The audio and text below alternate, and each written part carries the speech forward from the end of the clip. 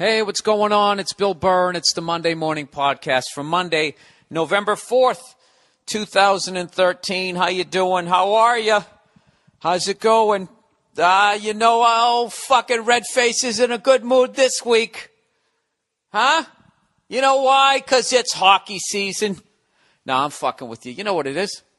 The Boston Red Sox. 2013 World Series champions. And I was there to see it. Not in person. I watched it on TV. And I got to tell you, all the emotions I had from jumping on the bandwagon from game one of the American League Divisional Series. You know what I realized through watching all that playoff baseball? I fucking love hockey. Hockey is I'm not even going to say how great the fucking game is because I don't want you guys to watch it because that'll ruin it. And then somehow hockey players will be wearing pink in October. All right? By the way, I'm loving all those stories that are coming out about how little money actually goes to breast cancer research. Not because I'm pro-breast cancer for you knee-jerk fucking cunts out there. It's just because from day one, if you couldn't see the money-making scam that was, and then also on the other side to try and get more female fans. Okay, if you can't do the fucking math on that, you know how the rest of it goes. So anyways, yeah, the Red Sox won it, man. It's fantastic. Hey, Seattle, this is how the song's supposed to go. We are the champions, my friends. I love it. You know what the best part about the fucking Red Sox winning was Paul Verzi immediately sent me a text, and he said, congrats, and I knew he didn't mean it. And it took about 4 or 5. You know what it was? It was the Red Sox parade. Something happened, and now Paul Verzi, all right, a New York Yankee fan, is now telling me how arrogant Boston sports fans are. I mean, I'll listen to that to anybody else in any other fucking city, but to hear that from a fucking Yankee fan, are you kidding me? And then he starts bringing up steroids. A fucking Yankee fan. Bringing up steroids. You know? Well, he won in 04, Manny Ramirez. He was your MVP with a fucking steroid. Really? You ever think maybe Manny had to do steroids because he was facing a roided-up Roger Clemens, a roided-up Andy Pettitte? Let's go around your infield. Roided-up Jason Giambi, roided-up fucking A-Rod. Oh, now we're out to the outfield. Roided up Gary Sheffield. The fucking Yankees from the late 90s right through the 2000s were a fucking steroid factory. Yeah, and a $215 fucking million team. Jesus Christ. But I don't begrudge them. I don't begrudge them any of their fucking titles. It was the steroid era. Okay? You knew what era it was. If you weren't doing steroids, that's on you. You know? It's like you're in the music business and it's the late 70s. You don't want to play disco. Well, have a nice fucking time playing in front of 8 people with your Gregorian chant or whatever the fuck it is you want to do. It was the steroid era. I'll tell you right now, we're all going to fucking be on them. They're gradually going to become legal. And all of this shit that everybody's talking about. Come on, look at these fucking guys. You know? I love all these guys, how they get hurt later on in their careers, and then they go to Germany, and I don't know what they're doing over in Germany, but God knows those fucking maniacs love experimenting on human beings. These people are coming back, the Peyton Mannings, the fucking Kobe. Kobe's going to come back made out of titanium, and they're going to give all the credit to the drive, the determination, the competitiveness this guy has to return from such an injury. I'm telling you right now, if you want to rewind the clock and come back like fucking Lee Majors in the $6 Million Man, you go to fucking Germany. I don't know what the fuck they're doing over there. I had a buddy of mine recently was talking about that. Hey, they take blood out of you and they fucking spin it around in this fucking centrifuge. Oh, is that what they're doing? Let me a fucking break. My fucking leg is killing me because I ran like 2 feet down the street the other day at 45 years of age. These guys can play tackle football until 40. I know I'm not a professional athlete, but I am a human being. All right? I'm not going to name any fucking names, but there's a lot of people. Dude, when I was a kid, 35 was the breaking point. And when you were 37, you were fucking ancient. People weren't even, chess players could continue on at 37. Golfers. But that was it. You were fucking dust. It was over. These fucking guys, you know, they'll blow out their knee at 41, 42 and come back a year later and have a career fucking year. What did it take us? Like what? A couple 100,000 years to walk upright? All of a sudden the knee has evolved that far in fucking 15 years? I don't know what I'm talking about, but I'm just saying. All right? Oh, my God. Dude, Verzi, I've never seen him whine. He's so fucking pissed that they're calling Boston Titletown. I mean, what else are you going to call Boston? 3 Super Bowls, 3 World Series, an NBA title. Got fucked out of another one with those corrupt refs. But whatever. We'll give it to him. Yeah, whatever. Game 7. Call 35 fouls on us and 16 on the other team. That's fine. That's good. Let's watch them win it from the line. And a Stanley Cup championship. They've won 8 fucking titles in 10 years with only 4 teams. The entire state of New York at this point, there's what is it, 10 fucking teams? New York City next year when the Islanders move there, they're going to have 2 hockey teams, 2 basketball teams, 2 football teams, 2 baseball teams, and they've never had a 10-year run like this. The fucking Green Bay Packers, if Green Bay, Wisconsin can be considered Titletown in the 60s with 1 fucking team, you know? Yeah, I'd say we earn it. I'm not saying that throughout all of sports history, Boston is Titletown, but right now, the last 10 fucking years, be honest with yourself. Get past your hatred of fucking Boston. Just look at it on paper. Who would you rather be? You? And the success your team had?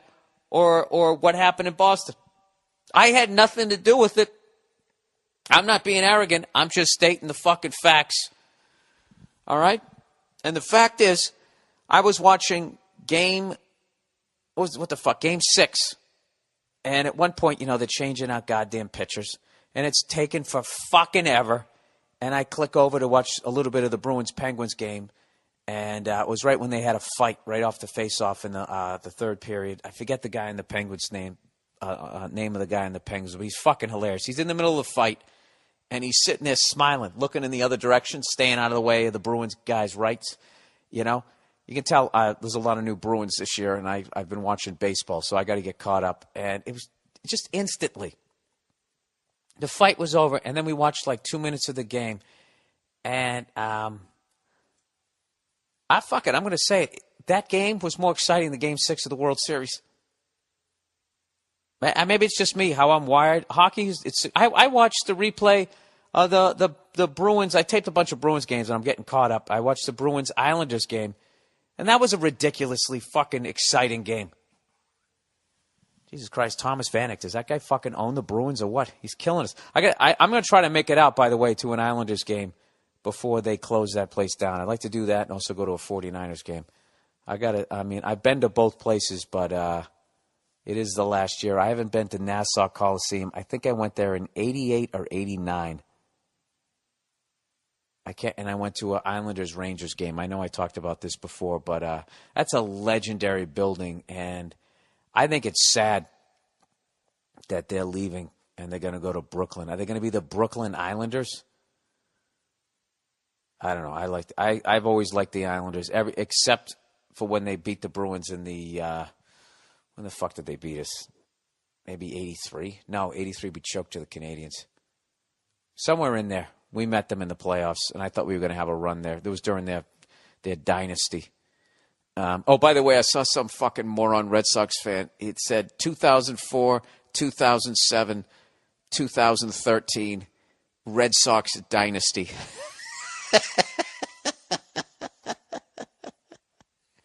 Who the fuck taught, like the definition of a dynasty, I swear to God, is like it's just going, somebody has to stop it from its free fall. I remember when the Patriots, we won 3 in 4 years, and it was called a dynasty. And that was the first time I'm like, wait a minute, a dynasty has always been, you have to win 3 in a row.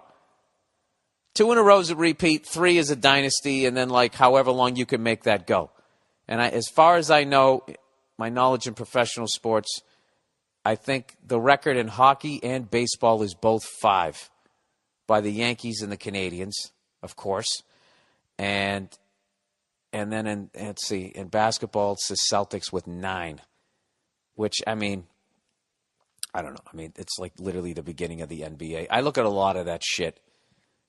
You know, those championships you win in the 23 Skidoo years when the fucking league is just getting started. You know, like the league is so new that if you just walked in with a microphone and a PA system, you would be the team's fucking announcer during the game. You know, those old guys, 80-year-old guys, when they talk about, you know, how did you get your start? You know, announcing for the Milwaukee Bucks. Well, I saw in the paper that they had a game, and I came down with a microphone, and that was about it. For 50 years later, you know, like now it's just so locked down. So there is that weird thing, and it's also that's that weird thing about sports where like each sport has that team that just went on that fucking run when this shit was just getting established, and they got so out in front that no one can. Oh, is that really right? I don't know. The Lakers caught the Celtics, which are catching up to them, which I think is the most impressive thing because they did it from 1970 on, which is basically the free agent era and all that. So that's the most impressive one. Canadians and Maple Leafs went blow for blow until 67. The Celtics are a good example of it, and the Yankees to a little bit of an extent. You know, it's like they won a ton before, you know, anybody other than white guys were allowed to play. But you can't fuck with going from Ruth to Gehrig to DiMaggio to Mantle. Like no one will ever fuck. Although the Pittsburgh Penguins, they're halfway there. I guess I wouldn't say that. Dude, they went Mario Lemieux, Jaromir Jagr, to Gino and fucking Sidney Crosby. That's pretty impressive in this day and age in a 20-year period. You know? Peyton Manning to Andrew Luck. It's just not you know what? It's too early. It's too early to look back. I don't know. What the fuck am I talking about? This is the Monday Morning Podcast, everybody. And what did I do I had a fucking great week. I'm back out on the road this week, and I'm doing a tune-up show tonight at Flappers out in Burbank. I got to make sure I give everybody their money's worth this weekend because coming up I got arguably the biggest week of shows I've ever had. I'm at Constitution Hall in Washington, D.C., and for you comedy nerds like myself, that's where Eddie Murphy taped Delirious, and I believe Martin Lawrence also taped a special there, so I got to bring the A game for that one. And then the next night I'm at the Beacon Theater, and then the last night I'm at I'm in Upper Darby. People keep stop saying it's Philly. I mean, to me, it's 15 minutes from downtown Philly. Upper Darby, whatever the fuck you want to call it. I'm at the Tower Theater.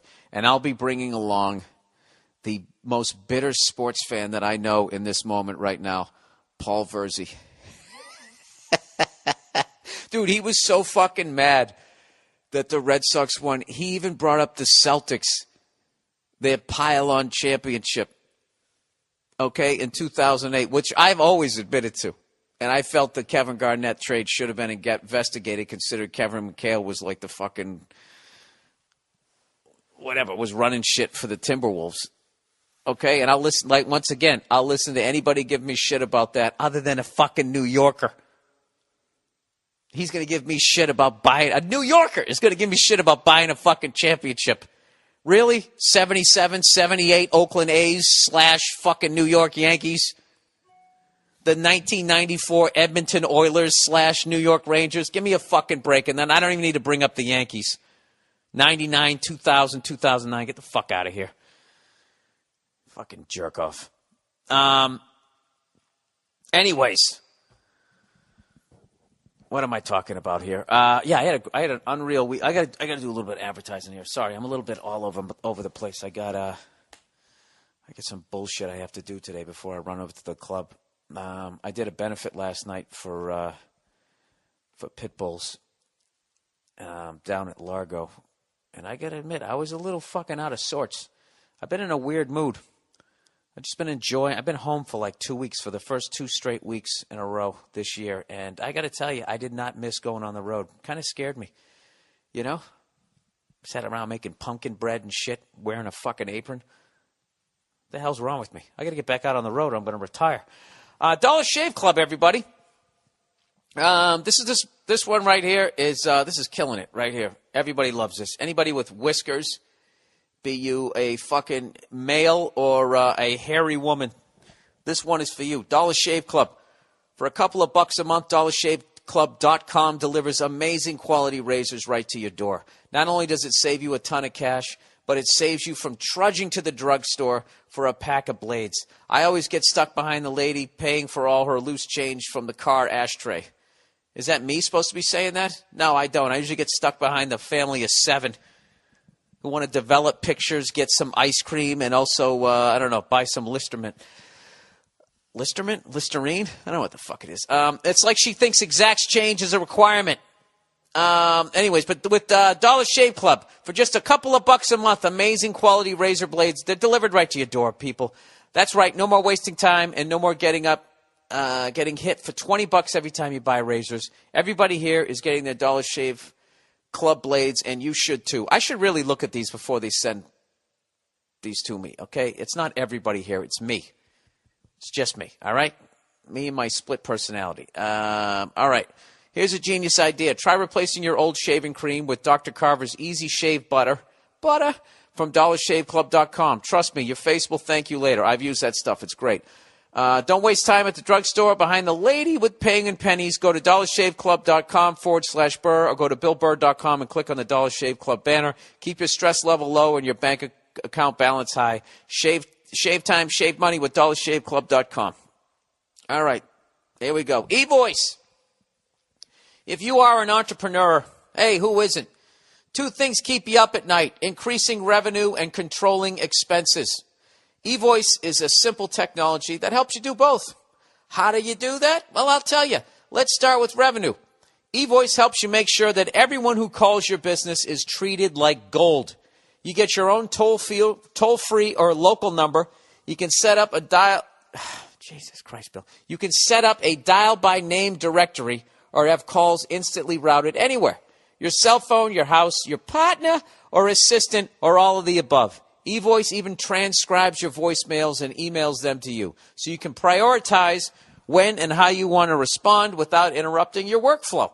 With eVoice, you can never leave money on the table. Just go to the podcast page at BillBurr.com and click on the eVoice banner or go to eVoice.com/BillBurr. eVoice also cuts your expenses by acting as your business phone system and your receptionist. This technology could save your business hundreds of thousands of dollars. eVoice starts out at only $10 per month. With that, you can get, plus you can get a free 30-day trial right now when you go to the podcast page at BillBurr.com and click on the eVoice banner or go to eVoice.com/BillBurr. That's my website, BillBurr.com, and click on the eVoice banner or go to eVoice.com/BillBurr. All right? Let me just try reading slower and enunciating. Let me see if this helps me. Hulu Plus.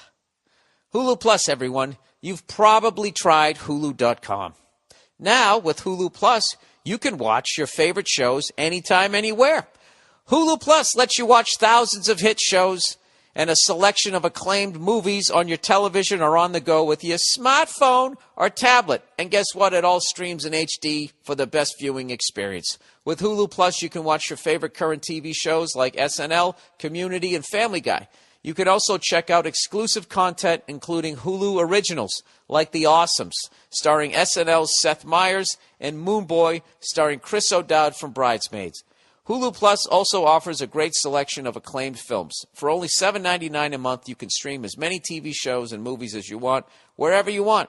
Right now, you can try Hulu Plus free for 2 weeks when you go to huluplus.com/Bill. That's a special offer for my listeners. Make sure you use huluplus.com/Bill so you get the extended free trial, and also they'll know that we sent you. Go to huluplus.com/Bill now or click the Hulu Plus banner on the podcast page at BillBurr.com. All righty. Back to the podcast. All right, here's one that I've been keeping an eye on over the last couple. Oh, by the way, dude, I tried another. I've been sober here for fucking 13 days. I like it. I like it in the morning. I hate it at night. In the morning, I want to hug somebody, but at night, I don't know what I want to do, but I want to inflict pain on somebody. So I've just been trying to fill up those times with some that I used to booze. And I'm not done forever, people. I'm coming back. All right. Just like Mariano Rivera, I'm coming back. I tried to make homemade ravioli for the first time. Okay? And like an asshole, rather than just trying to make the homemade ravioli and making a simple ricotta filling, just keeping it simple like that, or maybe just making a sketty. Right? What does old Billy Fuckface do? He tries to make a braised short rib ravioli with this mushroom gravy on top. It was like trying to make 3 fucking entrees by myself. I already knew how to make braised short ribs, so I had to go through that whole fucking process just to get the filling for the ravioli that I had never made.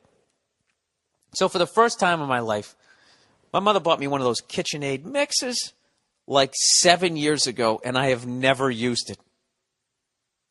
The fucking thing weighs more than the goddamn Stanley Cup. And I finally took this thing out of the back of my poor excuse for a pantry, and I set it down, and I had the pasta making attachment. And I can't even tell you how fucking excited I was. So I watched this Sicilian woman. I'll send you the link to it, where she makes this homemade pasta, semolina, with her fucking perfect. You just look at her. She's from Sicily. It's not like she's Sicilian and she's lived over here for a couple of. I'll just show it to you. When you look at her Fred Sanford fucking hands, you know that she's been kneading pasta dough since the day she came out of the womb, and she knew what the fuck she was doing. So the dough actually came out all right. I probably should have kneaded it a little bit more, but I didn't have that the ravioli thing where it's like you're like a notary republic and you got to stamp it down. So I make the fucking ravioli. It actually came out really good. I could have mixed it a little bit more. There was a little bit of granulated semolina, so I kind of fucked it up a little bit. And then I put my filling in there. Caramelized onions with braised short ribs and a little bit of carrots in there. Fucking delicious. Stick it in this shit. And I go to make these things, and I fucked up on 2 levels. 1, I didn't seal them correctly. And 2, I made them too big. Because I guess when you drop them in the water, when they're done is when they float. But mine were so big, they were like fucking barges. And they were just floating up top. And they weren't sealed. And all the fucking filling came out of them. In them. It was a fucking mess. It was an absolute fucking mess. And I almost started crying. It took me, like that entire process took about 5.5 hours. It took me 3 hours to fucking braise the short ribs, get all the ingredients, braise the short ribs in a fucking Dutch oven. And it just, I didn't, you know what? I didn't waste a day. You learn something in your failures. I know how to caramelize onion. I know how to fucking reduce that goddamn sauce down to a fucking gravy. And the douchebag with the YouTube video, the way you edited the shit together, you made it seem like that took 5 minutes. So I should have already started sauteing my mushrooms, you cunt. And you fucking left half of the ingredients off of your shit because you won that cooking contest with it. All right? And I get it. You want to be a celebrity chef, so you don't want to tell all your fucking secrets. So why don't you put up a recipe of PB&J next time instead of having this vague thing and having me waste my whole fucking Saturday, you cunt. Forget it. All right. So anyways. But a homemade pasta, not that hard to do. I'm going to do it again tonight. Picking myself up off the mat, unlike George Foreman when Mali got knocked him down back in the day. Right? I'm getting up. I'm coming out. I'm going to try spaghetti tonight, making it nice and simple. All right? I got a Prego sauce. I'm working on my pasta game tonight. And that'll be easy. I got the attachment. You just, send it through number 1 a couple of times, and then 2, and then up to 3, I think. And then I'll put the fucking sketty attachment on, and I'll send it right through the fucker, and that's going to be it. That's what I'm hoping. Jesus Christ, what happened to me? You know what happened? I stopped drinking. That's what happened. When I stopped drinking, all right, the booze goes away and the apron comes out of the drawer. Oh, hey, by the way, do you know we didn't celebrate Halloween this year? I was really, that was Nia's call because of all the fucking assholes who came to our house last year who were well beyond the age of being able to trick or treat. So instead, we went to the Clippers-Warriors game. And what a fucking team the Warriors have, man. I'm actually thinking about getting the fucking NBA package because I don't watch enough sports, right? It was ridiculous. The fucking game was like, it was like an all-star game as far as the, it was like 120-something to 120-something. But I got to tell you, we went to the game, and being stone sober at a game and just taking in the level of mouth-breathing fucking drunk morons that go to the game, that was really eye-opening. I just was sitting there like, wow, that guy is me, except I'm sober right now. I watched this drunk fat couple in front of me get hammered out of their minds and then order this big thing of nachos and then feed them to each other like this, like they were in Lady and the Tramp. It's one of the most disgusting things I've ever seen. But, like, if I was hammered, I would have been like, oh, look at, they're in love. So I'm going to try and stay sober until I go over to Europe. And then all bets are off. All bets. I mean, like, I'm going to go to Italy and I'm not going to fucking drink some wine. Give me a fucking break, right? Anyways, and speaking of over there in Europe, this is a story that I've been keeping up on, is the Greenpeace 30. The Greenpeace 30. Okay, now, for those of you who haven't been paying attention or haven't listened to the podcast, really quickly, it was a group of 28 Greenpeacers. Is that the correct word? Greenpeace people. And 2 journalists. And they decided that they were going to board a Russian oil rig by basically somehow shooting their ropes up there and climbing up the side of it. And they got arrested by Russian Navy SEALs, and they were charged with piracy, as you would think that they would. And they've all been, all the Greenpeace supporters and their family members, they're all outraged, thinking that the Russians are overreacting. And when we last saw them, let me click on this. When we last saw them, they were in a jail in Murmansk, Russia, which at this time of year, it's dark 24 hours. And they were actually going to drop the piracy charges from piracy down to hooliganism. But this is what's happened this week. Arctic 30 being moved from Murmansk to St. Petersburg. St. Petersburg is out of the Arctic Circle, and now you're basically just south of Finland. And I want to say that that's the city that Finland had to give back to the Russians, even though they beat them in World War II. They had to give them back just because they sided with angry Charlie Chaplin over there. All right, Amsterdam, November 1st, 2013. Greenpeace International understands from diplomatic sources that the 30 men and women detained in Russia following a peaceful protest, that's what they said, peaceful protest, like that, there was nothing peaceful about that. It was somewhere between peaceful and an act of war, as far as I'm concerned. You just don't go out into international waters and just, without permission, board somebody else's vehicle. You can't do shit like that. All right? But they consider it a peaceful protest against an Arctic oil platform and are being moved from a detention center in Murmansk to a jail in St. Petersburg. You like how they completely ignore the fact that they tried to board the fucking thing? It's not like they just showed up and kind of drove around it with signs saying, hey, man, fucking knock it off. Lawyers for Greenpeace are not aware of the reasons for the move. Greenpeace International Executive Director Kumi Nadaido said, the detainees, this is what this Kumi person said, the detainees shouldn't be in jail at all.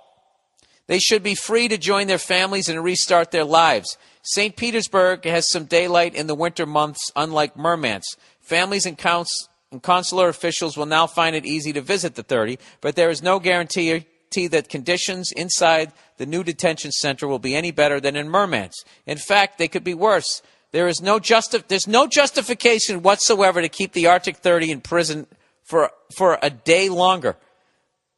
I love how they just completely ignore that they broke the law. I don't know what law it is. I'm completely uninformed, but I know you just can't go around boarding other countries' fucking oil. I wouldn't even do that to Exxon's. And they're allegedly on my team. Anyways, they are prisoners of conscience who acted out of determination to protect us all, and they should be free. Now, that I don't disagree with, but the way you fucking went about it. So here's the thing. Greenpeace today released photographs, blah, blah, blah. So as of last week, they allegedly dropped the piracy charges. But I guess they're saying they haven't now. All they've done is tacked on hooligan charges. So they now stand, as of right now, they now stand accused of both offenses, which carry a maximum sentence of 15 years for piracy and 7 years for hooliganism, respectively. All right, so I don't know. I don't disagree with Greenpeace or that type of thing, but I hope that they learned that, you can't just go around boarding Russian oil platforms and just because it's a peaceful... I mean, Jesus Christ. I mean, that's like, I don't know, somewhere in there's a protest. There's that gray area between a protest and an act of war. Like that shit that's going on between China and Japan right now. They're fighting over those islands. I forget who said somebody's going to shoot down another person's drones. And the other country's going to consider it a fucking act of war if they do it. I got to tell you, man, that will be fucking insane if Japan and China go at it. Who do you like? Who do you like in that dogfight? Let's just say, for once, the United States stays out of it and Russia stays out of it. And if the two of them were just going to throw down, I would just think sheer numbers. China has to have them. They got to have, and those islands are closer to China, so that's more home field advantage for them. I don't know. Is it weird that I want to see it? That's fucked up, right? I'm just sick of, it's like when the Yankees and Red Sox played each other, to the point they pat each other, play each other for 30 years. I got burned out in that rivalry. I just wanted to watch somebody else. I started watching the Royals. I'm sick of watching fucking the U.S. go at it with everybody. I want to watch Japan. I want to watch two other countries have a nice fucking throwdown. I want to see it. Pay-per-view, Japan versus China. Who do you like? Technicians versus fucking smash mouth football. All right, enough with me sounding fucking stupid trying to talk about international shit. I had a dream come true this week, everybody. Aside from watching just Paul Verzi, oh my God, was he a fucking baby. He was pulling out all the stops last night. He fucking hates Boston. And then he tried to tell me all the reasons why he loved Boston to justify his hatred of Boston. He basically gave me the sports analogy of the classic, no, wait, my best friend is African American. That's what he did, but he did it in a sports, it was fucking horrific. I think the people are funny. I like the food. Stop trying to give yourself credibility. Please listen to the Paul Verzi podcast, The Verzi Effect, this week. I'm sure he's going to be going off. As a Red Sox fan, you should really listen to him. You got to listen to him piss and moan about their beards and all of that shit. It's just going to be fucking music to my goddamn ears. And all he does is he just brings up the fact that the Giants beat the Patriots twice. I don't give a fuck. We still won 3 Super Bowls. Who would you rather fucking be? And I'm not giving all New York fans shit. I'm just talking specifically to Verzi. And anybody else there who's a whiny fucking cunt. Who, God knows, I'm a hypocrite because I've been a whiny cunt about the Lakers and the Yankees and the Canadians. It's just fun to be on the other side of the whining. And now I get to act like I'm a fucking perfect person. Yeah, I am a hypocrite. Go fuck yourself. I stand by it. Anyways, the other dream that I had come true is I've been gradually for like I would say I don't know whenever Mike Johnston started doing those drum lessons, whenever I stumbled upon him, I was still living in New York, I believe, when I first found him back in like '07 or whatever, and you know. I found these drum lessons online, and I just kept going from guy to guy to guy, and then I stopped at this guy, Mike Johnston, and he was just head and shoulders above everybody else that I saw out there, and the stuff that he was teaching, and the way he broke it down, and his whole philosophy, the whole pattern, speed, movement, the whole fucking thing that he did was just, I don't know, it just really connected with me. So for years I was thinking, some point I'm going to see that guy either at a clinic and I'm going to take, maybe take a lesson, one or the other, blah, blah, blah, blah, blah. Long story short, he came down to the new Recess Studios in Santa Ana, California, which is right down in Orange County, California. If you're playing a band and you don't want to play in some grimy, horrific rehearsal space like most of them are, with like fucking stains on the rug from Grand Funk Railroad 40 fucking years earlier when they weren't even famous. If you want to play in an just state-of-the-art, awesome facility, Recess Studios in Santa Ana, California. Anyways, long story short, I guess the guy who opened the place was one of Mike Johnston's drum students, and he was talking about opening a rehearsal place. And Mike said, well, if you ever open one, I'll come down for free and do a drum clinic. So that's how I ended up going down there. And I reached out to Mike, and he goes, hey, why don't you come down and take a fucking lesson? He didn't say fucking. He's a much more classier guy than I am. And I got to knock that out, and it was the shit. So I'm sober, I'm cooking, and I took drum lessons from a fucking drum god this week. And now I have to go back to fucking LAX tomorrow, where somebody shot up a fucking TSA agent. And I have been a grumpy cunt on stage my last two shows. I'm getting nervous, everybody. I think I'm getting old. I'm getting too old to do the fucking road. You know what? I gotta go to Germany, like Peyton Manning and those guys. I need to fucking have them spin my blood around some centrifuge or whatever the fuck you call it. But anyways, I'm getting off track. So thank you to Mike Johnston. Unbelievably patient. Dealing with my drumming and helping me try and improve.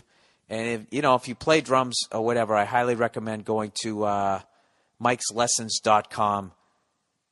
And he's just state of the art. You can Skype in and watch the guy, do live lessons. It's just like he is at the forefront of all of that. And on top of all of that, he's a phenomenal drummer. And will break down basically, if you can get in touch with him, anything that he did, he'll break it down as slow as you want. He's the shit. So that was my week. And with that, let me, oh, and also something else. I'm not going to say who it was, but someone else I know has one of those cars, Teslas. And I got to drive one and ride in one. It was the fastest fucking car I've ever been in. It's 100% electric. So all you guys who wrote all that homophobic shit about my Prius, know that my Prius is actually a gas combustion engine. Past 5 miles an hour. It's a big fucking scam. It's only electric from under 5 and 5 miles an hour and under. But this was actually a full-on electric car, and it was fucking insane. The back of my head was tingling. I think that was blood going to the back of my head. We got up to 60 miles an hour, so goddamn fast. And he didn't even have the fast one. He had, I guess, the slower version of it. And you can drive from San Diego all the way up to the border of Canada and charge the car. Right now, it takes 30 minutes to charge it. You can go 350 miles. Most of the chargers, I guess, are in rest areas. So you just sit down, you have something to eat, check your fucking messages. I know it's 30 minutes, but whatever. You pull into a gas station, you get a Slim Jim, you go in there, you take a shit, right? That's 10 minutes. You know what? The one thing I didn't ask was how much the electricity costs. I have no idea, but I guess their goal is you're going to be able to, hopefully, by 2014, drive from Los Angeles to New York City. But I don't know if you got the money, because they're not cheap. Dude, it was insane. I wanted to, I guess all the batteries are under the car, and I wanted to look under and see them. And the guy was like, well, it's going to look like a skateboard underneath the car. And it was insane. There was a couple things that he said, and I forgot to ask. He said there's no fluid in the car. And I'm thinking, all right, well, it's all batteries, so you don't need to, you don't need any antifreeze, you don't need any oil. There's no transmission fluid. But I forgot to ask him about the braking system. You got to have brake fluid, right? You know what's funny? As I could just probably look it up. But if you get a chance, definitely check those things out. And this guy was telling me that there's people that drag strips that'll take, like, there's some guy, he has a Datsun. Just a regular old Datsun from the 70s. It's all electric power, and he fucking wins in the quarter-mile drag races all the time, which makes me feel great because for years I defended the Prius and electrical power by saying you can get on a subway and that can move 1,000 people at like 35, 40 miles an hour during rush hour in New York City. You think a fucking car, if they really wanted to make one with electrical power, couldn't be fast? Well, I finally experienced it. So, I don't know. I'm really babbling this week. Let's get to the let's get the questions for this week. Pumpkin bread. Hey, Billy Crocker, tell us something exciting about the pumpkin bread making experience, as if you were doing Sports Center coverage of what went down during the process. Dude, what is this, like a fucking improv class? I don't know. I don't know what to tell you. I already told you about the disaster. You know what? I already did it with my braised short rib ravioli. That was like talking about the Red Sox collapse in September last year. That's as close as I'm going to get. And I don't know. We're going to switch it up this week with a bunch of international emails. Take a break from the relationship advice. Listen to this one. This one's from Peru. Dear Billy Holiday, I am from Peru and I love your comedy. I wish I could say Peru loves you, but I haven't met many people who have heard of you. I think you should come and perform here. Well, what the fuck? To who? To you? Why don't you just have a birthday party and I'll fly down there, take me to a soccer game, and I'll do stand-up and I'll bomb in front of all your relatives as they stare at me and my lack of pigment. Anyways, nobody knows me down there, but for some reason I should go there and perform. He says, but I don't know how many people would understand your humor. He said a gold-digging whore would be a good thing here because it would mean she gave out sex. And also, what's so bad about a girl who digs for gold? That's better than a girl that doesn't. You know, I forgot you guys actually have mines down there, and that's actually a job, you know, for an individual rather than a giant machine. Anyways, he says, that's what people here would think. Don't feel bad, though, because I think most people here don't know who Bill Cosby is. Listen, if I somehow could get through Rosetta Stone Spanish and learn how to speak your language, if you think I wouldn't come down to Peru, I'd actually would read up. I mean, do you guys hate us down there too? I really don't feel like getting kidnapped by some sort of rebel group. And I hate to admit it, but to me, that's what a lot of South America is, because that's what I see. I see all the, you know, Killing Pablo. I read that book. I probably haven't read a lot of good things about South America. Yeah. It's cocaine cowboys. It's Nazi war criminals. It's the most perfect asses in the world in Brazil. And I don't know. I don't know what else it is. It's the Galapagos Islands. It's Arrested Abroad. It's The Hand of God. Soccer move by that fucking guy. Was it Vince Ferragamo? I don't know a lot about down there. I'd love to go, though. You know, if I could go down there and you could guarantee that I wouldn't get kidnapped, I wouldn't get stabbed because of some horrific shit that we do in our foreign policy down there, I would definitely go down there. I've been to Costa Rica. That's the closest I ever got to South America. But that is on my bucket list at some point. I want to go to all the continents other than Antarctica. I have no reason to fucking go there. All right? Anyways, let me know. You guys open an English-speaking comedy club down there, I'll fly down there. That's a promise. All right, from Dublin. All right there, Billy Red Boy. Big fan, blah, blah, blah. I only recently found out about your podcast and have been listening to them instead of the depressing shit that's played on our radio station. Dude, the difference in my work days from listening to your comedy and laughing my ass off in the car is immense. The urge to punch some of my managers I have to deal with on a daily basis has turned from a vein popper to just saying, go fuck yourself in my head and laughing in their faces. So thank you for that and keep it up. Can't wait for the Dublin gig. I've got tickets and I'm going to bring a date, so it's going to be a great night. Thanks for penciling us in on your tour. I'll buy you a pint in Vicar Street. Go fuck yourself. All right, that was just sort of a love letter. There's really no advice there. Well, now that you brought it up, I got to give you my dates here for the big European tour. When I fall off the wagon. Oh, I'm going to fall off hard when I'm over there. I already got some drinking buddies in England that I met the last time I was over there, and another friend that's coming down from Scotland. So right there, you know how that's going to go down. Where the hell are we? Shows. Bang. Right there. The first one, December 4th, Glasgow, Scotland.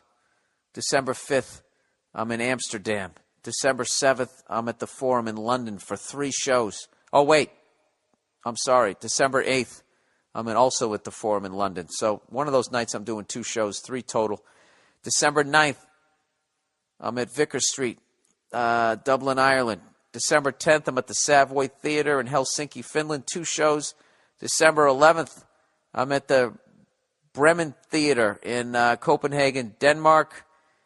On December 12th, I can't even read the name, in Oslo, Norway, the Folketetteret. I don't know what the fuck that is. I'm at the Circus in Stockholm, Sweden on December 13th. And on December 15th, I'm at the Silverberg Hall in Reykjavik, however you say it, Iceland. There you go. And I'm going to be boozing it up, flying solo. I usually travel with the lovely Nia, but she's done that run with me a number of times. She's a trooper. I mean, you can see that's just like that is definitely a thrash. But she's coming with me to Italy. We're going to have a good time over there. And then I'm flying off, and she's going to stay in Italy with some friends. His daddy goes out and makes some fucking money. All right? That's how it works. All right. Let's get back to do the final advertising reads here. All right, LegalZoom, everyone. LegalZoom. There are 2 reasons why now is the perfect time to start your business. Reason number 1, the economy is picking up, and the longer you wait, the longer you delay your potential success. Reason 2, right now, you can incorporate your business or form an LLC at LegalZoom.com for just $99. LegalZoom's online process guides you step by step, and you can get total customer support. They couldn't make it much easier. LegalZoom provides self-help services at your specific direction and can connect you to an attorney, but they are not a law firm, so save a pile of money. Oh, so you save a pile of money. Get an extra discount when you enter Burr, B-U-R-R, in the referral box at checkout. Don't wait on the sidelines while others are taking charge of their futures. Now is the best time to get in the game and launch your business. Don't put this off. For incorporation, trademarks, patents, and more, just go to LegalZoom.com right now. Discount code Burr. That's LegalZoom.com. Discount code Burr. Stamps.com, everyone, the classic. Here we go. Stamps.com. Think about how many hours you've had to waste. Think about how many hours you've had to waste going to the post office for your business. Driving there, parking, waiting for the next available clerk. There's nothing I can do to get those hours back for you. But I can save you time moving forward with Stamps.com. Stamps.com brings all the services of the U.S. Postal Service right to your desk 24/7. Buy and print official U.S. postage using your own computer and printer. Stamps.com will send you a digital scale, and it instantly calculates the exact postage for any letter or package, any class of mail. There's no guesswork. It's easy. Then just hand your mail to the mailman, and you'll never waste time at the post office ever again. I use Stamps.com to send out all my DVDs, my posters, whatever the hell it is I'm trying to get to the thing.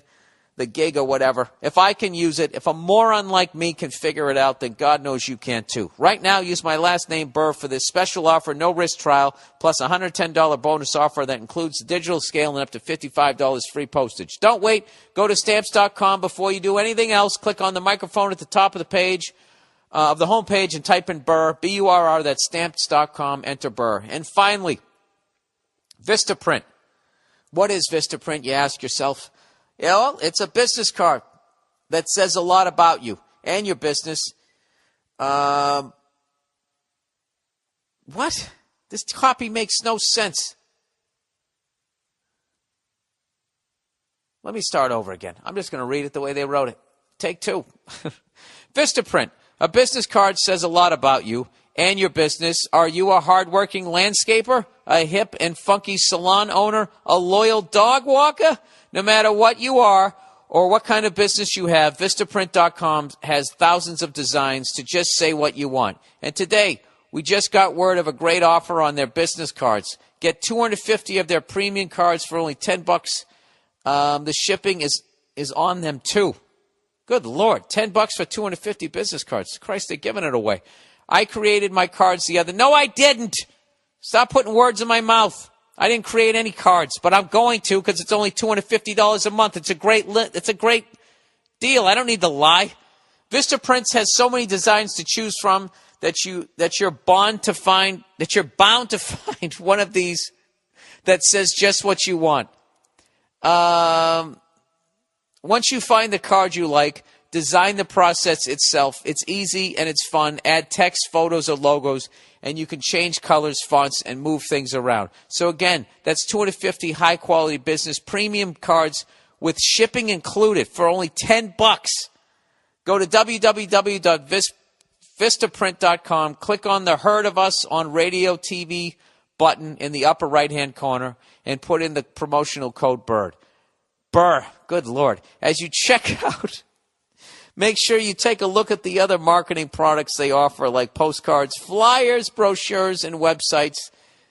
They can even match your business card. Get 250 premium business cards for only $10, including the shipping. Just go to www.vistaprint.com. Click on the Heard of Us. I give up. Click on the Heard of Us TV radio button in the upper right-hand corner and put in the promotional code Burr. You know what? I'm going to hire somebody to read these things for me.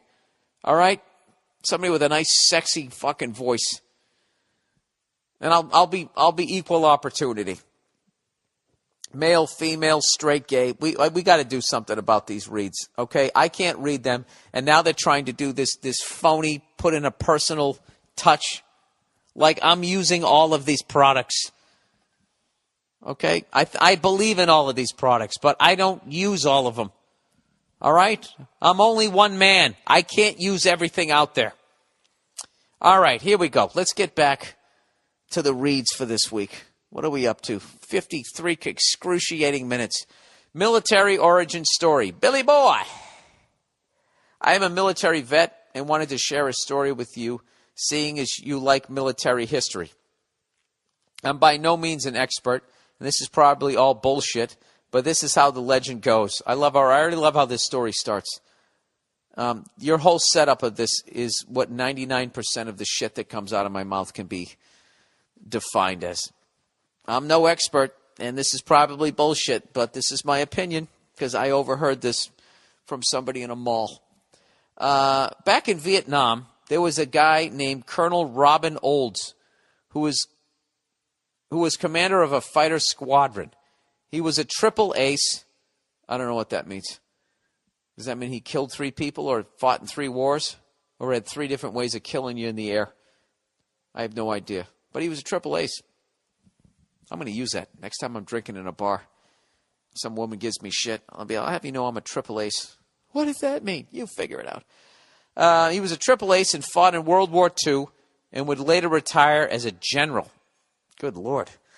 Any one of those things is beyond anything I've accomplished in my entire life. Olds grew a mustache while overseas in defiance of the Air Force regulations. All right, he's a Red Sox.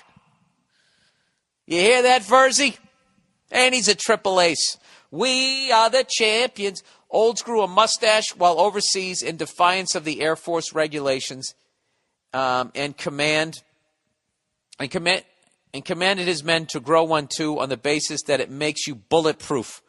One of his men refused to do so because he felt it looked retarded and got shot down. He was recovered and grew a mustache and wasn't shot down again. Before this, is this why all these studly guys throughout the years would always have fucking mustaches? Before hipsters ruined them? Before this guy went home, he shaved his mustache and got shot down a second time. It is now a tradition for flyers to grow mustaches overseas. It's such a superstition that schedulers will make sure at least one on the crew has a mustache and avoid making and they avoid making all female crews. Well, what about Tom Cruise? He didn't have a mustache, but Goose did. And Goose did. He got hit by the canopy. Well, that's Hollywood. That's not real war. All right, this grew into the tradition of Mustache March in the Air Force, where everyone, regardless of whether they fly or not, grows mustaches. This, in turn, evolved into Movember, where men grow mustaches, or No Shave November, where men grow beards to raise awareness for prostate cancer and other male cancer and associated charities during the month of November. So go grow a mustache, you pasty, freckled fuck.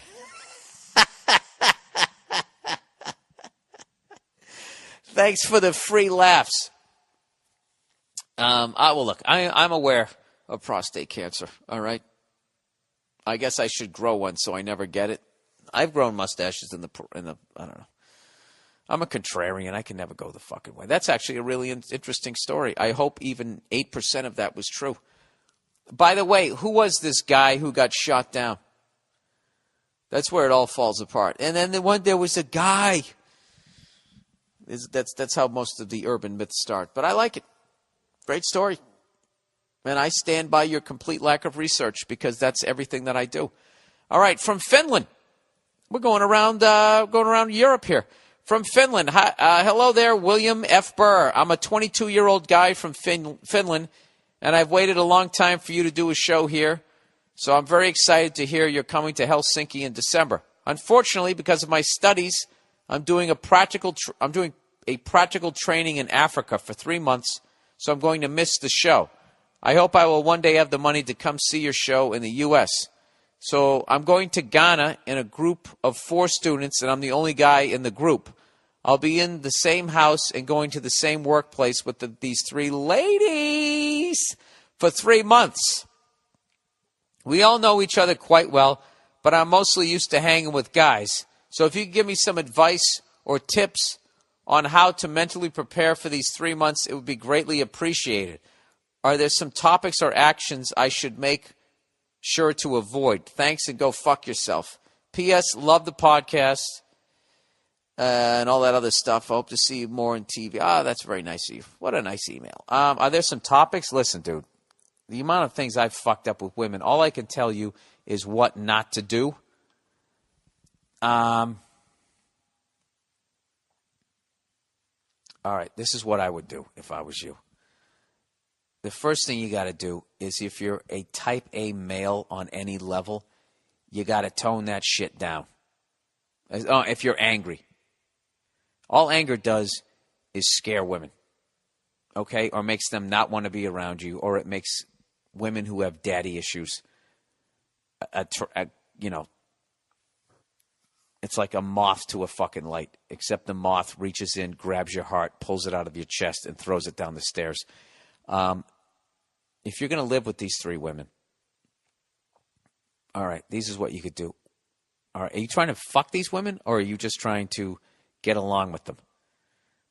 All right, first things first, make sure you're really neat.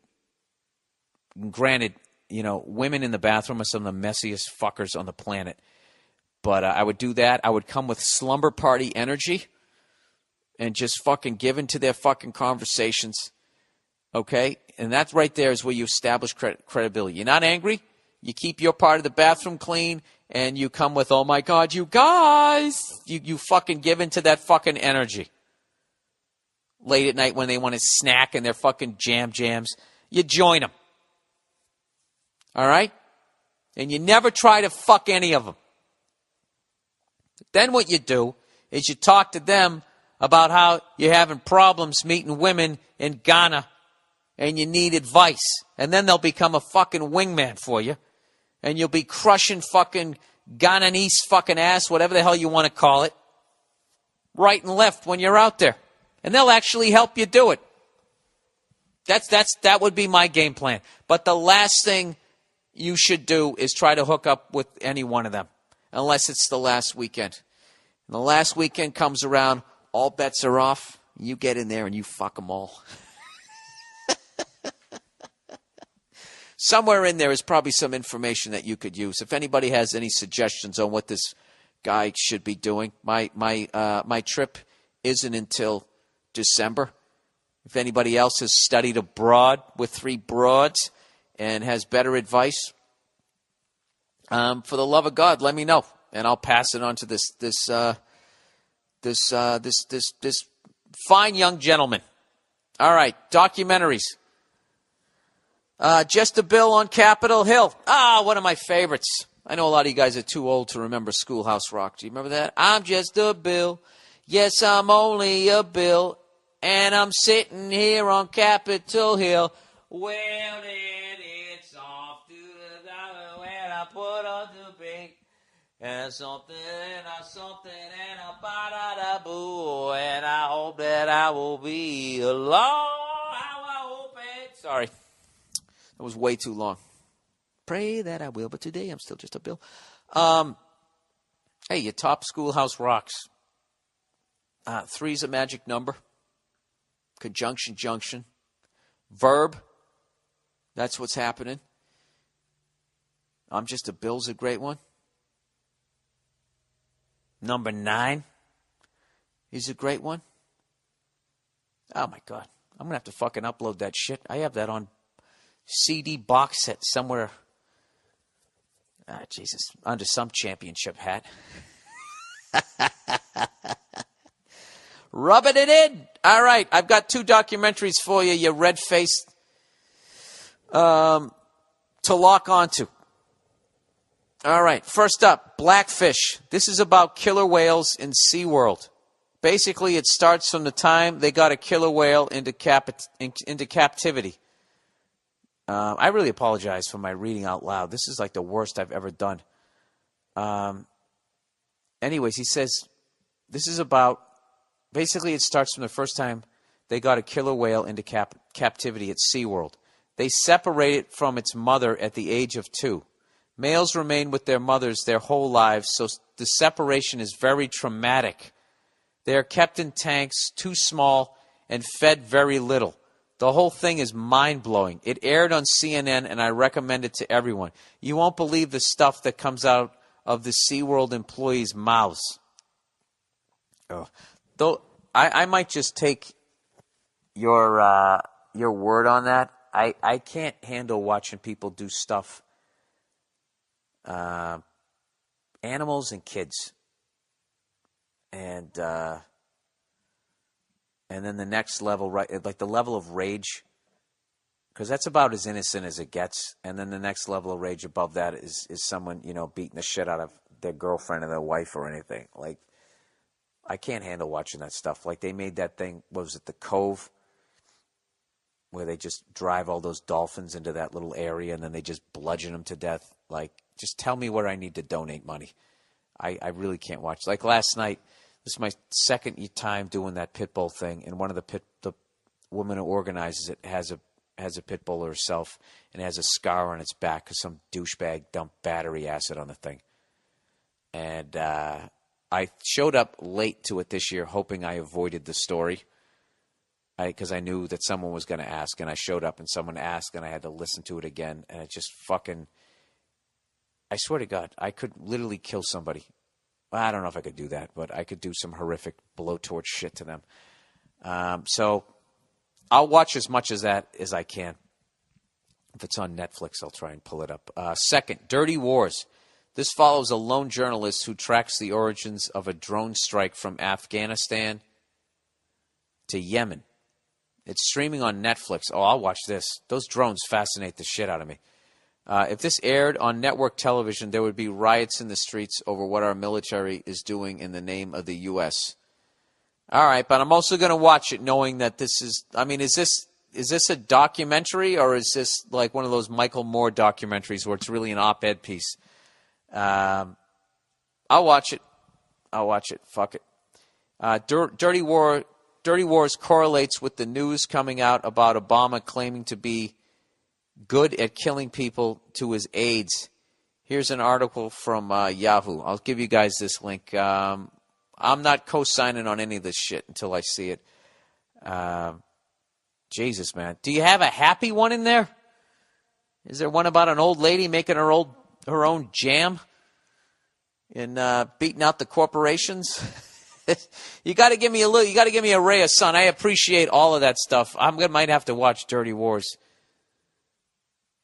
I'm going to watch both of those. Fuck it.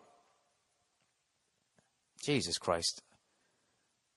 Hey, how about now that he's given me two, that's going to make me lose even more faith in humanity. And I'm not saying I'm better than these people. I'm a complete piece of shit myself. But can I get a good one in there? Does anybody have a documentary on Iceland standing up to the bankers that I could watch? Because that one fascinates me. And how that wasn't covered that much here in the States. I would love to see that one. All right, so here's the wrap-up, everybody. Now that the show is over, don't forget to sign up for your free trial of Hulu Plus. Hulu Plus lets you binge on thousands of hit shows anytime, anywhere on your TV, PC, smartphone, or tablet. And that's it for the podcast this week.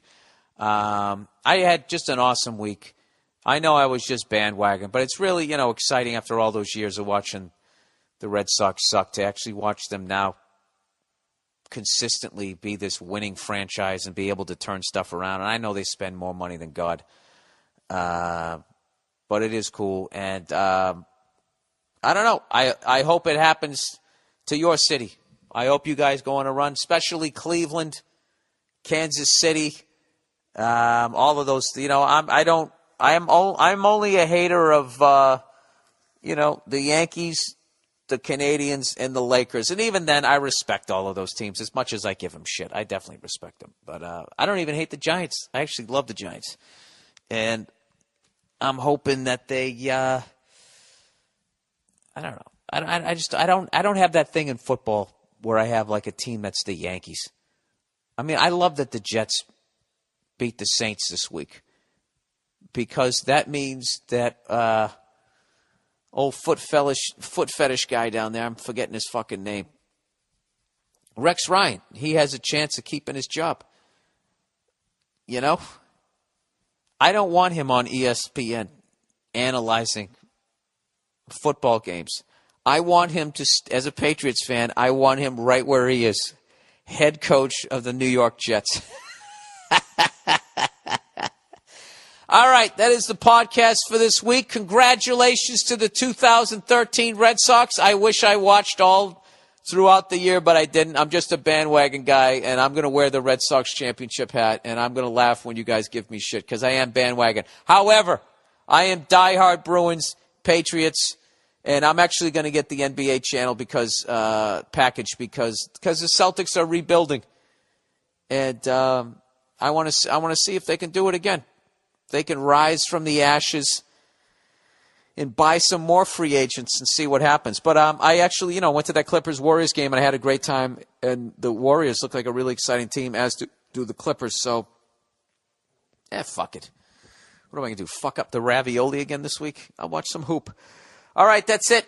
Hey, by the way, I'm going to be at the Rangers-Penguins game. All right? Stone sober. Madison Square Garden this week. Should be a great game. All right? If you're not watching hockey, you're missing out. Go fuck yourselves. I'll talk to you next week. Field. Roided up Gary Sheffield. The fucking Yankees from the late 90s right through the 2000s were a fucking steroid factory. Yeah, and a $215 fucking million team. Jesus Christ. But I don't begrudge them. I don't begrudge them any of their fucking titles. It was the steroid era.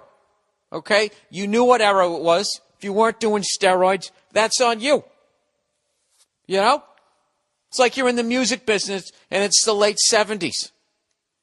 You don't want to play disco. Well, have a nice fucking time playing in front of 8 people with your Gregorian chant or whatever the fuck it is you want to do. It was the steroid era.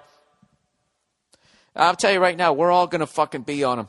They're gradually going to become legal. And all of this shit that everybody's talking about. Come on, look at these fucking guys.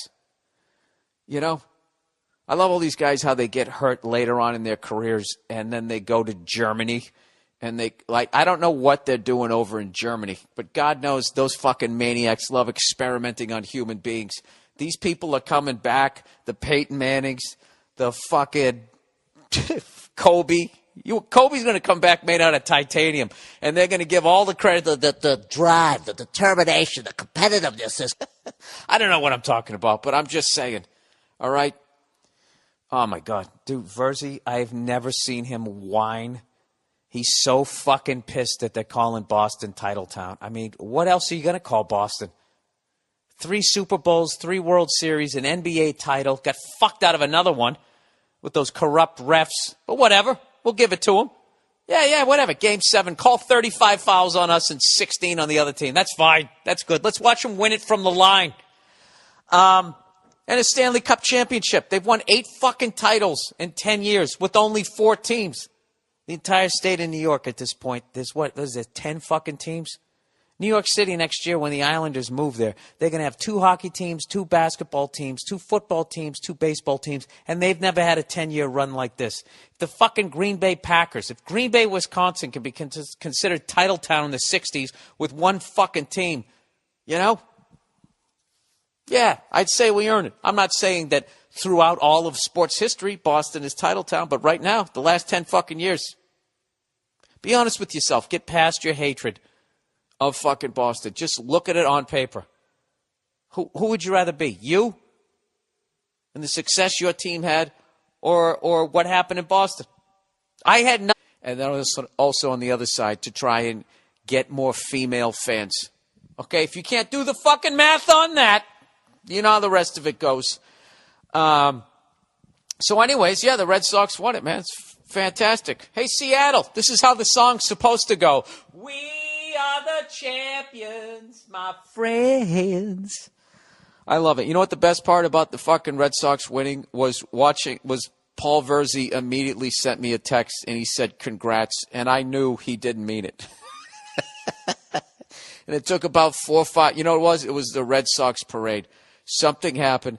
And now Paul Verzi, all right, a New York Yankee fan, is now telling me how arrogant Boston sports fans are. I mean, I'll listen to that to anybody else in any other fucking city, but to hear that from a fucking Yankee fan, are you kidding me? And then he starts bringing up steroids. A fucking Yankee fan bringing up steroids. You know? Well, he won in 04, Manny Ramirez. He was your MVP with fucking steroid. Really? You ever think maybe Manny had to do steroids because he was facing a roided-up Roger Clemens, a roided-up Andy Pettitte? Let's go around your infield. Roided-up Jason Giambi, roided-up fucking A-Rod. Oh, now we're out to the outfield. Guy has to return from such an injury. I'm telling you right now. If you want to rewind the clock and come back like fucking Lee Majors in the $6 Million Man, you go to fucking Germany. I don't know what the fuck they're doing over there. I had a buddy of mine recently was talking about that. They take blood out of you and they fucking spin it around in this fucking centrifuge. Oh, is that what they're doing? Let me a fucking break. My fucking leg is killing me because I ran like 2 feet down the street the other day at 45 years of age. These guys can play tackle football until 40. I know I'm not a professional athlete, but I am a human being. All right? I'm not going to name any fucking names, but there's a lot of people. Dude, when I was a kid, 35 was the breaking point. And when you were 37, you were fucking ancient. People weren't even play. Chess players could continue on at 37. Golfers. But that was it. You were fucking dust. It was over. These fucking guys, you know, They'll blow out their knee at 41, 42 and come back a year later and have a career fucking year. What did it take us? Like what? A couple 100,000 years to walk upright? All of a sudden the knee has evolved that far in fucking 15 years? Hey, what's going on? It's Bill Burr, and it's the Monday Morning Podcast for Monday, November 4th, 2013. How you doing? How are you? How's it going? Fucking Redface is in a good mood this week. Huh? You know why? 'Cause it's hockey season. No, I'm fucking with you. You know what it is?